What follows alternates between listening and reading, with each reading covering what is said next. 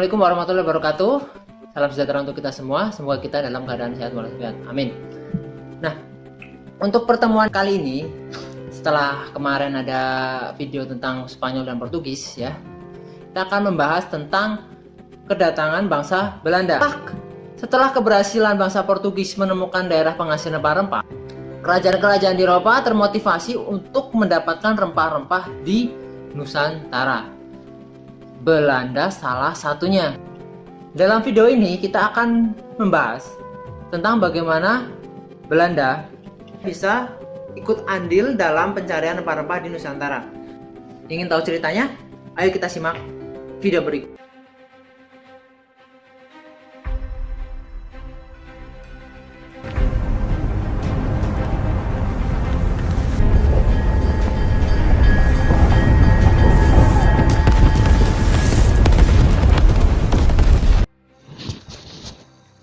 Diawali dengan perjanjian Tordesillas 7 Juni 1494 yang membagi bumi menjadi dua bagian, yaitu barat dan timur. Dan diakhiri dengan perjanjian Saragossa 22 April 1529 oleh bangsa Portugis dan Spanyol, dan membuat Portugis menjadi penguasa rempah-rempah di Hindia dan Eropa.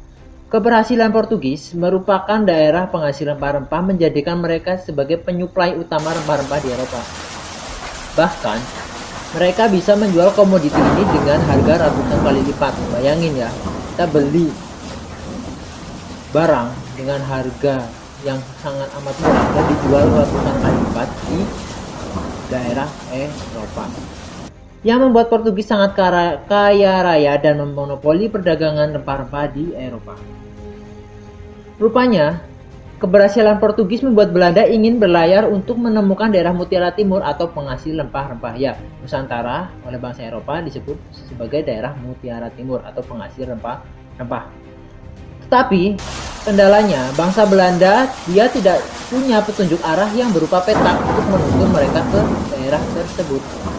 Ya, pada zaman ini, peta menuju ke daerah timur adalah harta yang sangat berharga.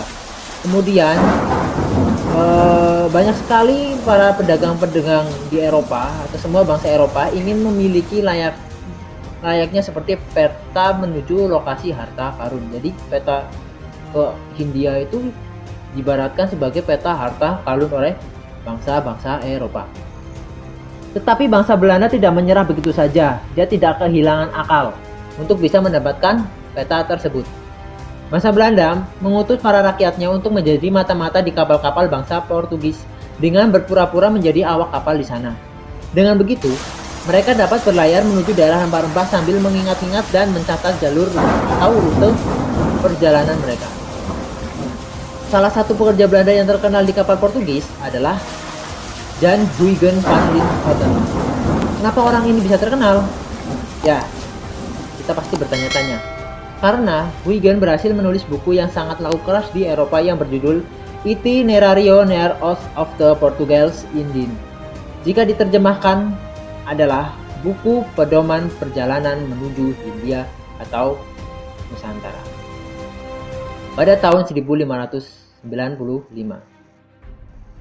Setelah menerbitkan buku itu, Huygens menjadi orang yang sangat dibenci oleh bangsa Portugis karena dianggap membocorkan rahasia negara.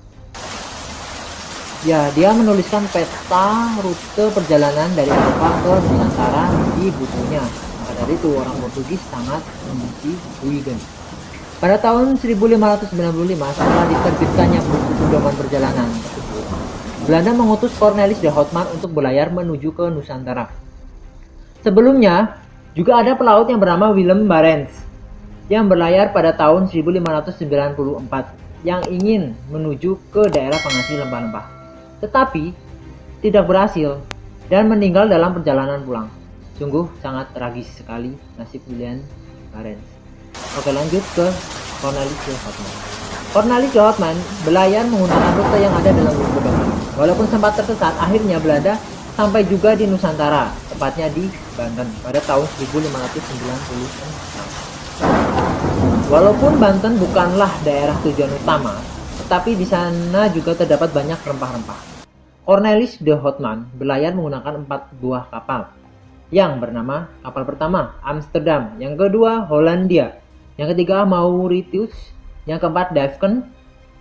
Bersama 4 kapal ini, Cornelis berlayar menuju ke Nusantara, yang akhirnya mendarat di Banten. Cornelis awalnya disambut baik oleh para saudagar di Banten, dan juga disambut oleh Sultan Abdul Mufakir, Sultan pada saat itu. Tetapi, lama-kelamaan sikap Belanda menjadi arogan dan angkuh, sehingga Belanda diusir oleh masyarakat Banten. Karena armadanya saat itu masih kurang kuat untuk melawan Belanda, akhirnya Cornelis dan rekan-rekannya kembali ke Belanda dengan membawa rempah-rempah yang berhasil diperolehnya. Selang 2 tahun kemudian, di tahun 1598, ekspedisi Belanda kembali lagi di Banten di bawah pimpinan Jacob van Neck, dibantu oleh Van Berwick dan Van Heemskerck. Ketiga petinggi ini lebih pandai berdiplomasi dengan masyarakat sekitar dibanding dengan Cornelis de Houtman.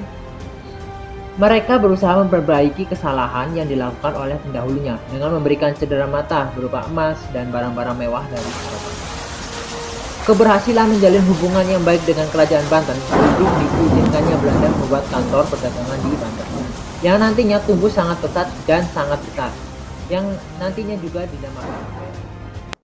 Oke, cukup sekian video dari saya. Semoga dapat membantu. Terima kasih. Wassalamualaikum warahmatullahi wabarakatuh. Sampai ketemu. Bye-bye.